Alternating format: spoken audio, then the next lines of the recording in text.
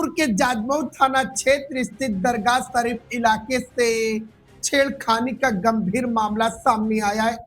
पीड़िता का आरोप है कि कुछ मनचले लंबे समय से उसके साथ छेड़खानी और अश्लील हरकतें कर रहे हैं, जिससे वो मानसिक रूप से बेहद परेशान है। पीड़िता ने इस संबंध में 1090 हेल्पलाइन पर शिकायत दर्ज कराई, लेकिन आरोप है कि उसके बावजूद भी उसे इंसाफ नहीं मिल सका।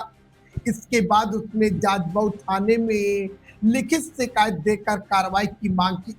पीड़िता का कहना कि शिकायत के बाद भी आरोपी के हौसले इतने बुलंद है कि वे लगातार उसे परेशान कर रहे हैं। इस घटना ने एक बार फिर महिला सुरक्षा और पुलिस कार्यप्रणाली पर सवाल खड़े कर दिए हैं। स्थानीय लोगों का कहना कि ऐसे मामलों में त्वरित कार्रवाई बेहद जरूरी है, ताकि पीड़िता को सुरक्षा मिल सके और आरोपियों के खिलाफ सख्त कदम उठाया जा सके। कानपुर से यूपी क्राइमलाइट न्यूज के साथ सुनील तिवारी की विशेष रिपोर्ट। जी, हमारी दुकान तड़बगिया 3 नंबर ग्लोब के सामने है और चाय की दुकान है। जी, हमारी समस्या ये है कि हमारी 30 साल पुरानी दुकान है और सेखू कह रहे हैं कि खाली कर दो। जी, टेनरी मालिक। जी। जी, कहते हैं खाली कर दो, लेकिन हमें उनसे पैसे लेना है, इस वजह से हम खाली नहीं कर रहे हैं। कि 10 तारीख को सर जो है आई थी नगर निगम की टीम जी यहाँ तुड़वाने के लिए, लेकिन हमको देखा, महिला देख के उन्होंने मेरा सम्मान किया, नहीं तोड़ा। हमको टाइम दिया कि इस दिन तक के खाली कर देना। जी सर, वो जब चले गए तो सेखू का मुंशी तौसीब उसने मेरे साथ बदतमीजी की, मेरा हाथ पकड़ा और हमको तख्त पे पटक दिया और मेरे साथ रेप करने की कोशिश की। जी उस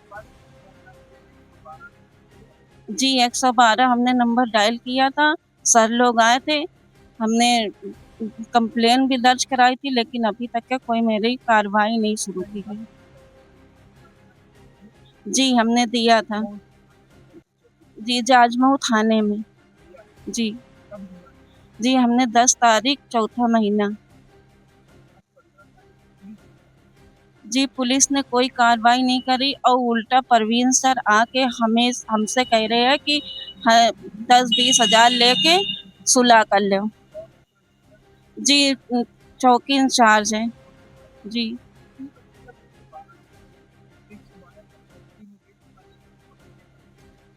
जी, एक सर जो है मेरे साथ अंदर गए थे देखने, लेकिन दोनों लोग फरार हो चुके थे। जी।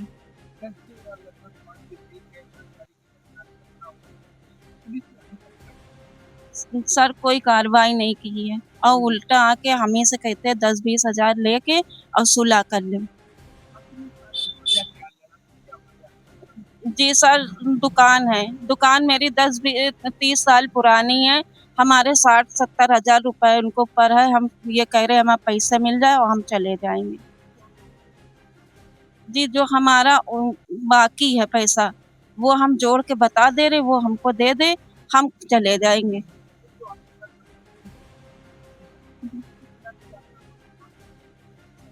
जी, हम सर ये सुनवाई कहते हैं कि उनको कड़ी से कड़ी सज़ा मिले। उन्होंने जो बदतमीज़ी की है उसके लिए सर कोई एक्शन ले।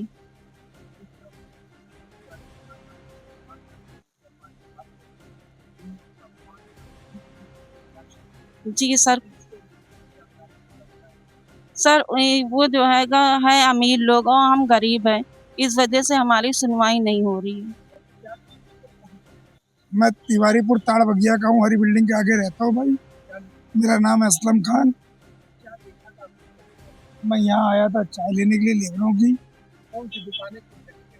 ये 3 नंबर के आगे 3 नंबर ग्लोब के पास है, सल्लन फैक्ट्री की पीछे दुकान रोड पे चाय की। मैंने ये कहा बेटा चाय पैक करके दे दो। कुत्ते में वो आदमी आया, उनसे बदतमीजी करने लगा, हाथ पकड़ा, उधर धक्का दिया। तो मैंने भाई क्या तरीका, मैंने भाई मुझे चाय चाहिए, तो वो चुपचाप करे, तो चुपचाप खड़ा, मैं चुपचाप खड़ा था।